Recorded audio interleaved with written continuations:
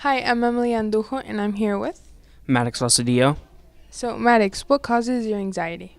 What causes my anxiety is stressful situations like taking tests or high pressure situations where I'm forced to think on my toes. Hi, I'm Emily, and I'm here with. Jordy Melgar.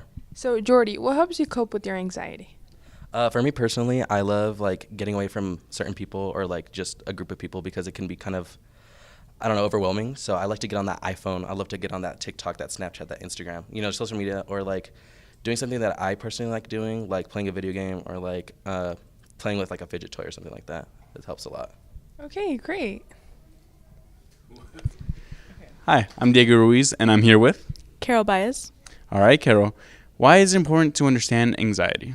I think it's always important to understand anxiety if you have a friend who is going through situations with anxiety, to become a support system for them and to help them overcome their challenges that they face.